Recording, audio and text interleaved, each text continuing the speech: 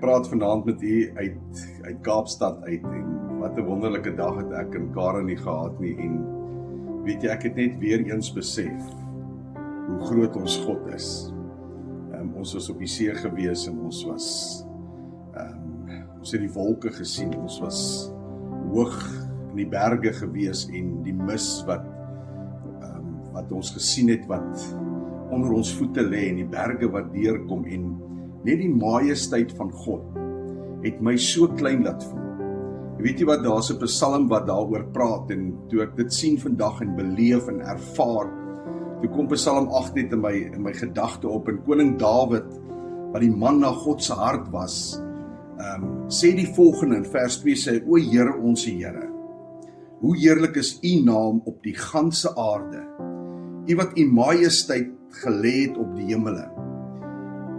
Dan sê in vers 4, as ek die hemel aanskou en die werke van die vingers, die maan en die sterre wat u toeberei het, en dit is wat ons vandag ervaar het. Jy kon sien hoe God net hierdie hele skepping in stand hou, in balans hou,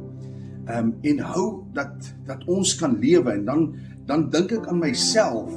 en ek dink aan die mens, hoe nietig is dit, as jy daai massa water is, op 'n klein bootjie, dan voel jy amper, Here, enig iets kan gebeur en ons is nie meer hier nie. Ek voel so minderwaardig en so beklanswaardig en weet jy, dan kom Dawid tot 'n gevolgtrekking en hy sê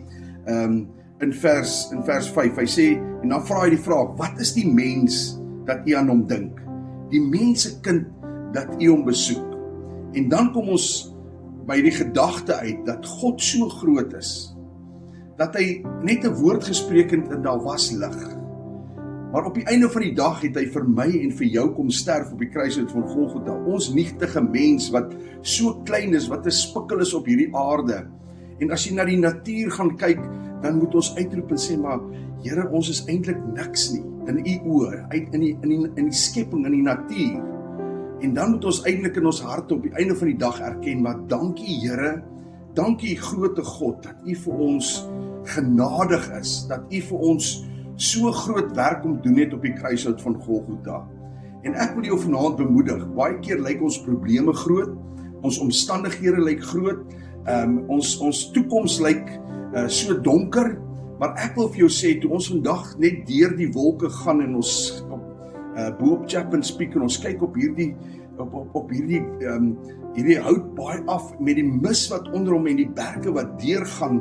wat deur dit kom, toe besef ek net, maar as ons net kan sien hoe groot God is, dan gaan ons nie bekommer oor môre nie, dan gaan ons nie vrees nie, dan hoef ons nie te vrees nie, want die God van, die skepper van die eindes van die aarde, is my en jou God, en dan kan ons saam met Dawid uitroep, Here, as ons kyk na u skepping, dan aanbid ons 'n groot en magtige God, en as jy net na die klein dingetjies gaan kyk net na 'n roos, gaan kyk net na 'n insek, 'n vlieg en 'n by en